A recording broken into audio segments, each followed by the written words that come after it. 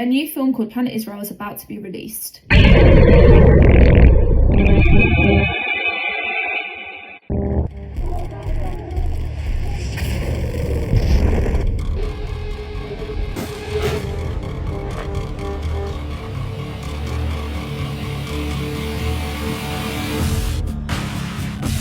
These terrorists, they have to send them to Alaska. All this space God gave us.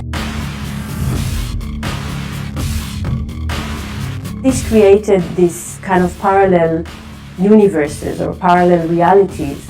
ابن بنتي كان عمره 4 شهور توفى سهد من السقعة. Most Jewish Israelis, when they look at the Palestinians, see themselves as the victim. بنقعد هيك واحنا قاعدين ونقول اتدشتنا القذيفة عندنا متنا. What happens when unhealed trauma is weaponized by politicians and broadcast as truth? What was the original idea behind Planet Israel, and what is the gap or narrative that you were hoping to address? Planet Israel is a film about the mindset of the majority of Israelis at the moment. I made a film called The Tinderbox in 2022, which looked at British Mandate Palestine. And at the time, I thought that was really all I had to say on the subject. And then October 7th happened and the aftermath happened. The response was far more brutal than I thought it would be, than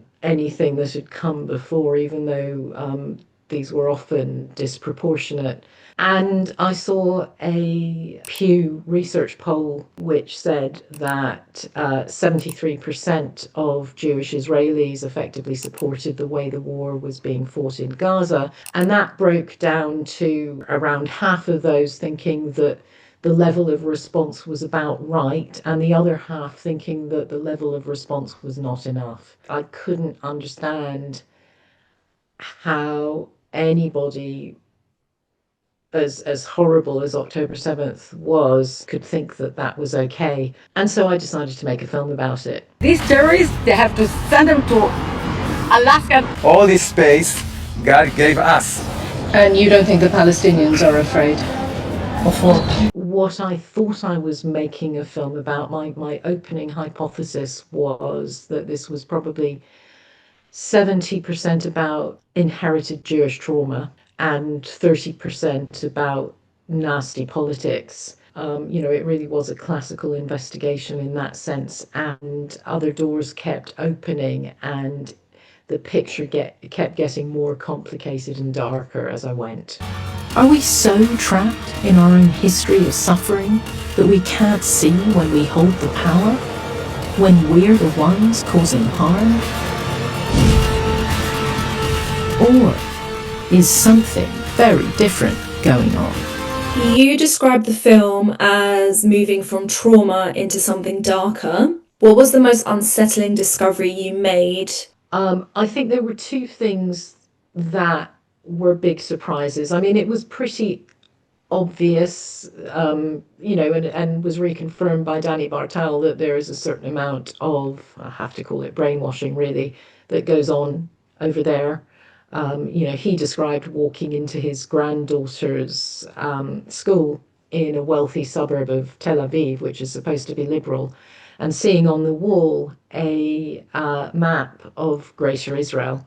And this map, or the corollary to this map, was that the Green Line doesn't exist and has ceased to exist since the 1970s. So if that's what they're teaching in Israeli schools, completely contrary to international law, that's a problem. You can see that the entire society is geared towards kids going into the army when they hit 18. All of that was expected, but the confirmation was unsettling. And then we got to the media section. Ayala started talking about all her research on the Israeli media and really watching how it had been taken over the course of a number of decades, really deliberately, and what the consequences of something like that were, which is then picked up on by a woman that we interviewed in the German colony in Jerusalem, who basically said, you know, she doesn't know what to believe anymore. It's created this kind of parallel universes or parallel realities where I am sitting here in the UK and I see on BBC and I see on CNN horrific visuals and footage coming out of Gaza, but my family, who lives 1 hour away from Gaza, sees none of this, none. And over time, what happens is, it's not just an information thing. It's also about moral cues. It's about what the people that you trust, the news anchors you watched your entire lives, by not telling you what's happening in Gaza, they are not just hiding information from you. They are also telling you without words, nothing happens there. We don't know why the world is so angry. They must be anti-Semites, right? You spoke about how the media, Israeli media, is not showing anyone what's happening in Gaza. Do Israelis see it on their social media? Did anybody mention anything about that when you were there? One of the people we vox popped, the one who said she didn't know what to believe, you know, it depends what you read. And if you're told day in and day out that, you know, I don't know, CNN or the BBC are biased and, you know, they're making stuff up and they're anti-Semitic, then I think if there's enough of that, it's actually harder to distinguish. And I can see how people could get into the mindset of actually thinking that, you know, everybody's making this up. Now, I think that only happens when you're quite far down the rabbit hole anyway, as clearly, unfortunately, a lot of Israelis seem to be. So, you know, while yes, of course, they have access, you know, if they think for whatever reason what they're seeing is faulty, then yeah, I can see why they wouldn't believe it.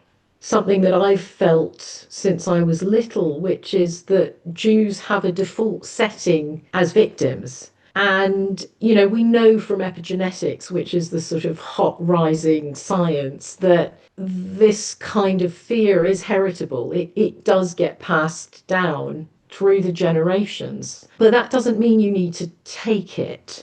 So I could name to you members of my family who were persecuted and killed in the Spanish Inquisition, the pogroms in Russia and Eastern Europe, and the Holocaust.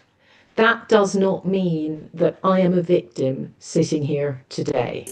What do you hope or want people to take away from this film? Western governments to understand who it is their allies are, and to make informed decisions about whether those alliances reflect who we are and want to be as a society. I want us to have properly informed conversations, and I'm very concerned that until today, the mainstream media doesn't seem to get it, and those who do get it are not allowed to say anything. I mean, you know, I personally know several very high-placed journalists who are really prominent and absolutely understand what's going on, but are not really allowed to express that. And we're at a really interesting moment because it does feel like the facts and the population are pushing in one direction,